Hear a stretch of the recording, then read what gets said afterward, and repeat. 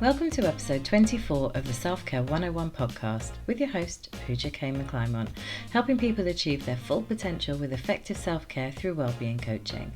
Thank you so much for listening today. On this episode, I'm going to talk about how we can be judgmental, how that affects and creates anxiety, and I'm also going to offer mindfulness meditation techniques that you can use to help better manage these deep-rooted feelings. Deep-rooted habits can be a block to happiness. Whilst practicing mindfulness meditation is the most effective way to dissolve the force of habit, we can make a start by bringing compassionate attention to our habits. I know you might be surprised that I'm using mindfulness in this podcast, but my bag of tricks extends to various therapies, and this is probably one of the most effective for challenging deep-rooted beliefs.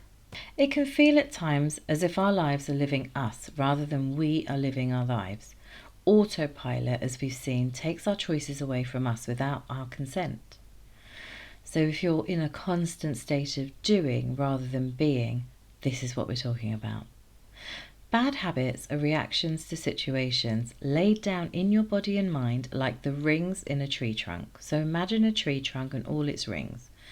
To be reactive is to think, act or feel instantaneously without allowing yourself a moment to let the situation sink in. How many times have you decided the outcome of a situation without actually seeing what the reality is, what's actually happening, what's actually being said? As a result, a reflex that's developed over time and has become as ingrained as a tree's rings repeats itself without your having a say in the matter. So you're reacting unconsciously because it's so deep-rooted that you can't even decipher the rationale between your decision on something and the actual reality of it. Each occasion on which this happens reinforces the pattern. Habits get stronger over time. So you'll end up being in your 40s, repeating the same habits, doing the same thing year in, year out, day in, day out, without even realizing it. It's powerful stuff. Mindfulness gives us the tools to recognize habitual thoughts and reactions and let them pass through consciousness without effect. That's a heavy line, I know that. Even I had to write it down. I'm going to say it again. Mindfulness gives us the tools to recognize habitual thoughts and reactions and let them pass through consciousness without effect. With mindfulness meditation, we can start to get our choices back, but we need to be persistent with our practice once we've begun, since habit will always try to reassert itself. So when you're working with me, when clients come to me about a particular situation, and over time through the sessions I start seeing patterns in behavior through their experiences as they're living life. I find this very interesting because a lot of the time clients come for one reason with regards to their goals, and as we progress into sessions, we discover that actually there are some fundamental barriers that are holding them back from achieving those goals. They're perfectly capable to achieve those goals, but there are barriers that are holding them back. And usually these barriers are very deep-rooted habits, thoughts, beliefs that we need to identify and we need to adjust for the reality of today. Now, you can only dislodge deep-seated habits of thinking and feeling over time, and particularly with a course of mindfulness meditation. So I highly recommend this practice if you know you've got some really deep-rooted thoughts and behaviours that you just can't break consciously. You can prepare for this by making changes to some of your unproductive outer habits, the things that you do routinely, unquestioningly. So some things that will come up, even if, as we're talking right now, you might be thinking, oh yeah, I always assume the worst in a situation. So let's have a very simple example. Somebody messages you, says, I'm doing this event, come along next Friday, I'd love to have you there.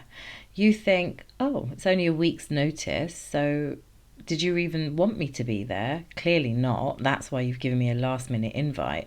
But those aren't the facts. The person has just invited you to something with a week's notice. That might be their own disorganization to be inviting someone at such short notice. But those thoughts that you're having in your mind are not facts. Those are things that you've just react to because they're so ingrained in you. We're exposed every day to a countless flow of phenomena, things we hear, read, observe, or perceive in other ways. So all that distraction that I talk about, that's what we're talking about here. And much of this information can be useful, suggesting new options for us to take up or new paths to follow, but only if we're willing to attend to it. By a process known as selective perception, we filter out stimuli that don't fit into our image of our own lives. This is very key.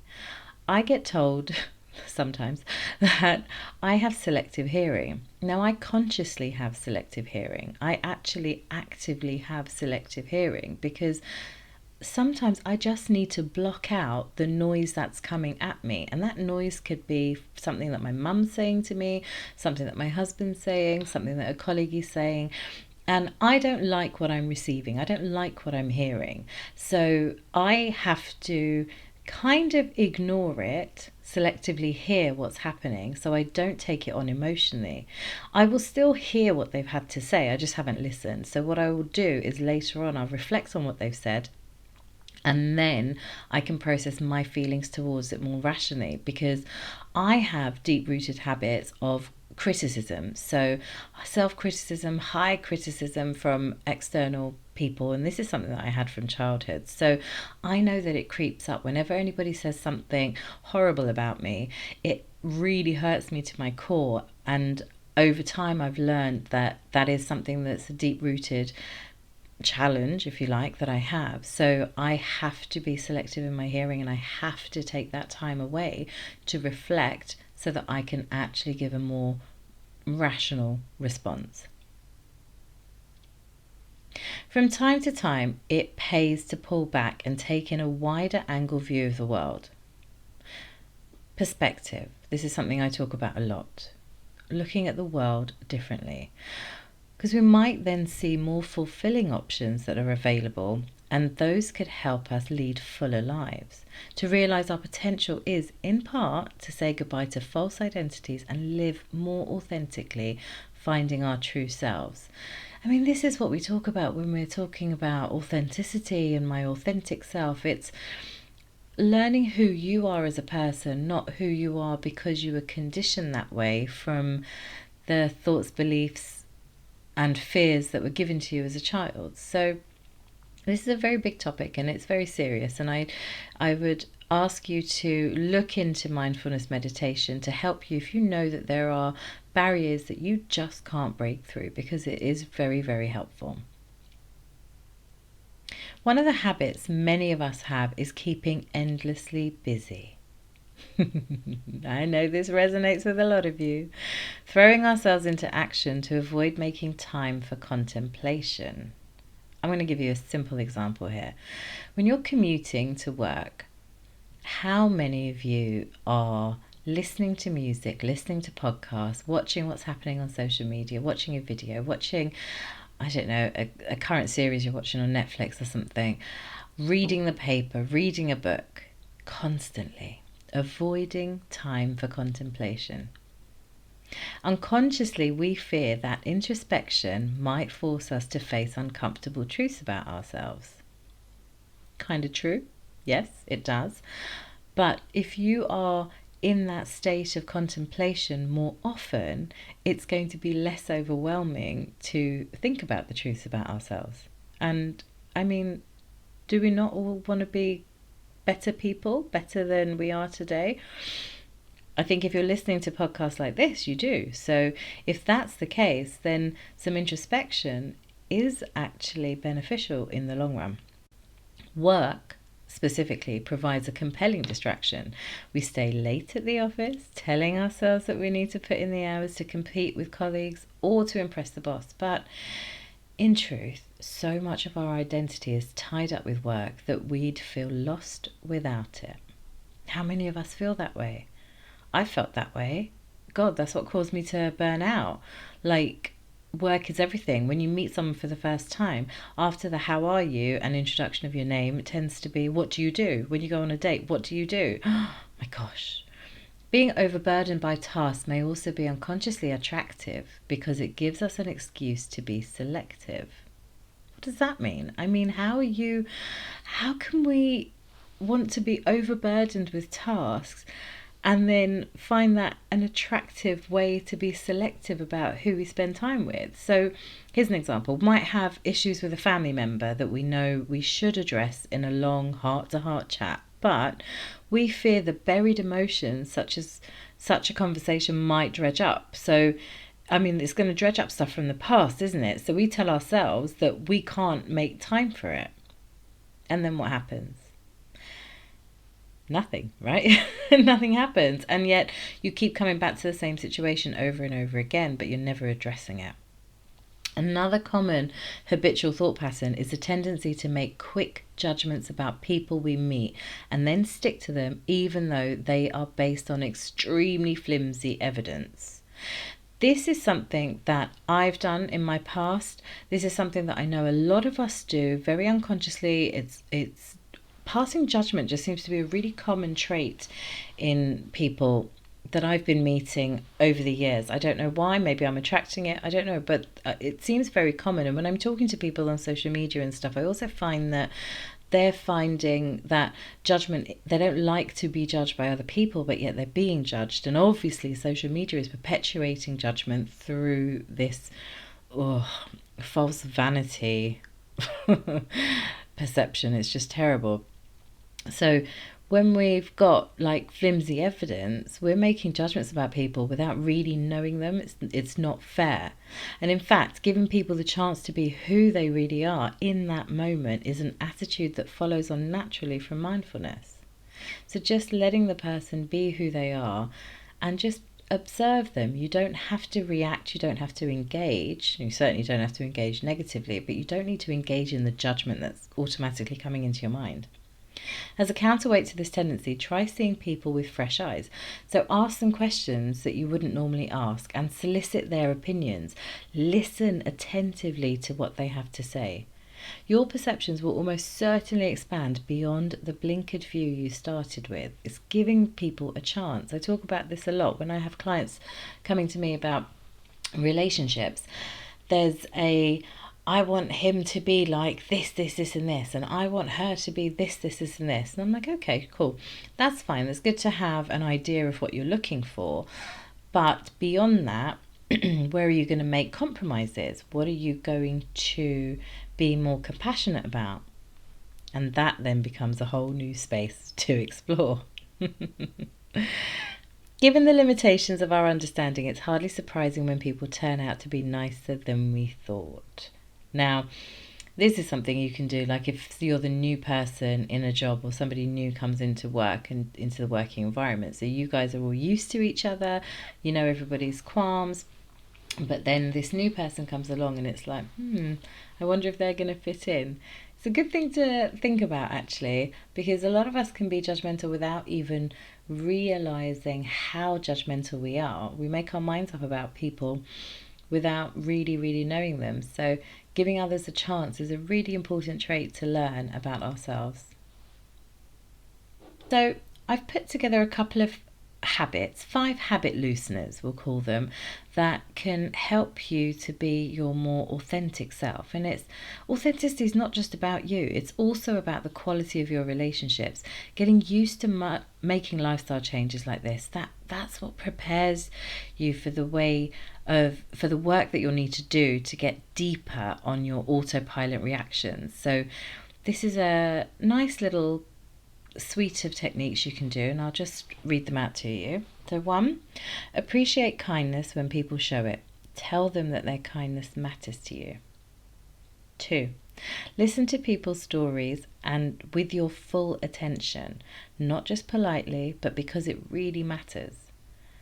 3, ask a colleague their opinion about something, not a work question, but something beyond your normal range of conversational topics. 4, talk to anyone who approaches you in the street, whether they're begging, trying to sell something, or doing a survey. 5, don't take mobile phone calls when you're with someone. Concentrate fully on being with them. Those are very simple things you can do. There was the Be Kind movement, which has just started after Caroline Flack's passing, and showing kindness to strangers is key. We can also show kindness to the people we already know. Like, when we think about this, these seem like really simple things that we should already be doing, but so many of us aren't. And that's where we get into trouble with our feelings and kind of boarding the hamster wheel of our lives, not really going anywhere. We feel like we're doing stuff, but it's not actually achieving anything. All it's doing is making us more stressed out, more busy, more tired, more cranky, more miserable. And that's not what we're put here for. Let's do more with our lives.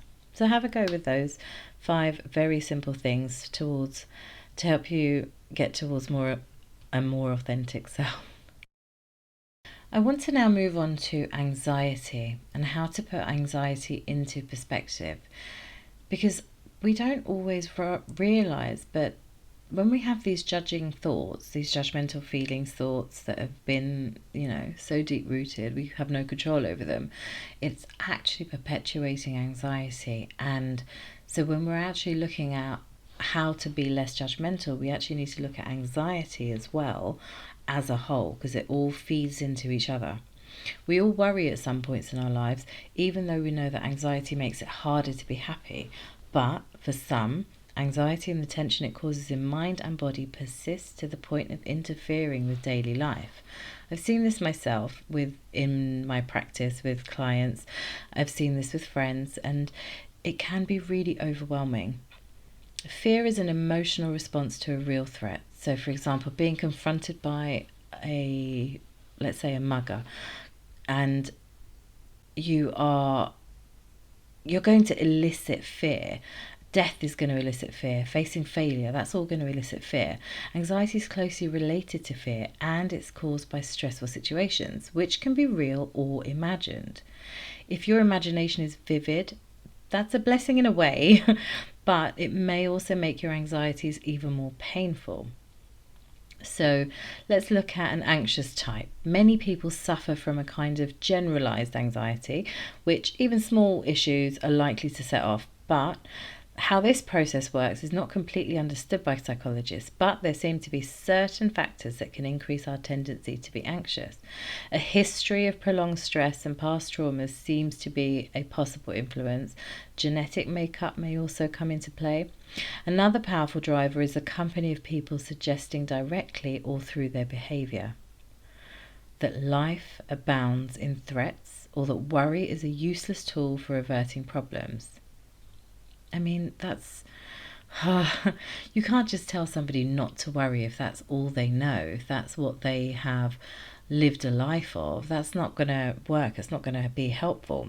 Anxious people also tend to be those with an avoidant coping style. So they're going to steer clear of situations they'd be likely to, react to with negative emotions. So we all have a little bit of anxiety within us, but I would say there's an anxiety scale. Now, anxiety awareness, this is something that we don't all really understand. Some people can say that they struggle with anxiety, and a lot of others actually can't. Now, as always with emotional reactions, understanding is the first step in learning to dissolve the pattern of harm. So anxiety operates by applying a problem-solving approach to the unknowable future, using a lot of, now hear this, what if questions.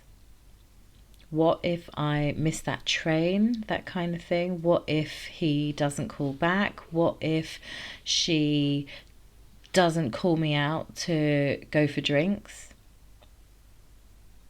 And sometimes anxiety feeds off itself. What if I'm so anxious in the meeting that I can't speak my mind? So you're chasing a worrying thought, and we end up entertaining just ridiculously imagined disaster scenarios, but those aren't the facts. That's not reality. At the same time as pursuing unhelpful trains of thought, worriers may avoid confronting their anxieties in the real world. Avoidance, though, only perpetuates anxiety. So I talk about I talk about procrastination. which is also avoidance of something. And actually, when we keep avoiding something, we actually get more stressed out by it. And then we start getting more anxious by it. And we're in this cycle. And I'm not laughing at you, because this is something that I do as well, that it's just so ingrained in us that we do it. And until you know how to like sort of stop it in its tracks, it can really, really take hold and take you somewhere that's so unhelpful, and it really doesn't help you get to the goals that you're working towards. It really doesn't. So the part that mindfulness can play in dealing with our anxieties, in addition to building our resilience through meditation, centers around two main approaches. First, it can help us identify the false and unhelpful means we often use to deal with or suppress our worries. And second, by focusing our attention on the present and encouraging us to let go of thinking about the future, it can train us to come to terms with uncertainty. Thinking about the future. You know, we're in school and we're told very early on, you know, you've got to decide which GCSEs you're going to do. Then it's which A-levels you're going to do. But your GCSEs and your A-levels determine which degree you're going to do, which determines which career you're going to have. So by the age of 16, you kind of need to know the answers to your life in terms of work. I mean, when we reflect upon it when we're older, we can hear how ridiculous that sounds. So when you know that, you can also see how early these responses to living in the future come from. And then once we've got the degree, got the job, I mean, whichever path you take, but you're working at this point, and then you're working to pay bills. So you're going to live in a house. Are you going to buy that house, or are you going to be renting it? Most likely we're working towards buying a house, and then we're filled with thoughts of, oh, but then I need to get married, and then I need to have children, and then I need to holiday here, and then I need to do this, and I need to, and you're just in a constant state of being in the future but never really in the present. Now, it's okay to have goals. It's okay to want to progress in your career and buy a house and have children and get married. All of that is fine.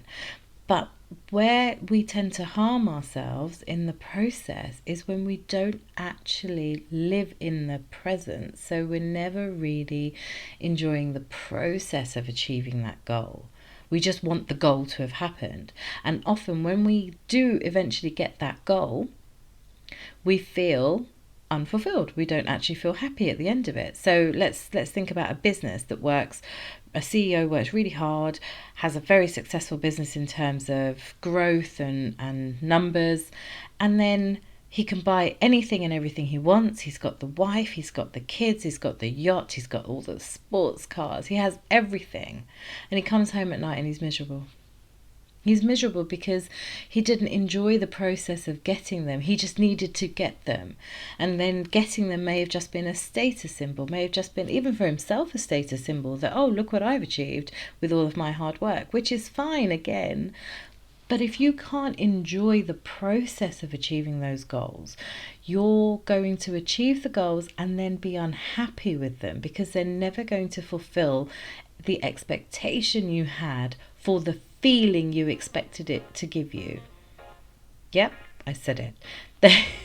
We build up this expectation of what the happiness is going to be when you achieve that goal. So let's give an example of being in a relationship. If you've been single for a while and you're finally dating someone you enjoy and you look forward to getting to, you know, that sort of cushy relationship status, and you're there.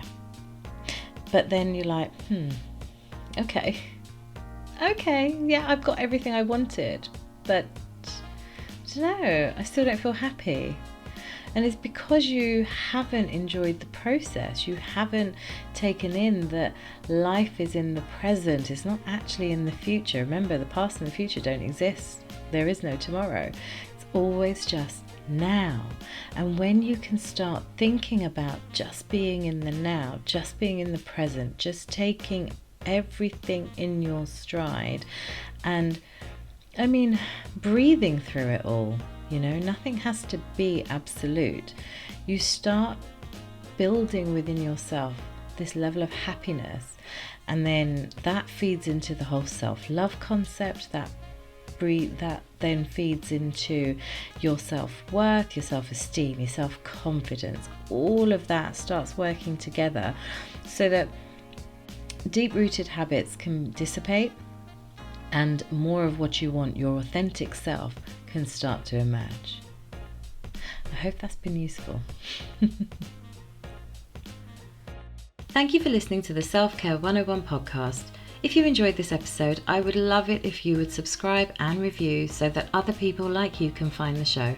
For more tips and tricks, you can follow me on the socials at Frankly Coaching, or visit my website to find out more about my coaching programs and how to work with me at franklycoaching.com.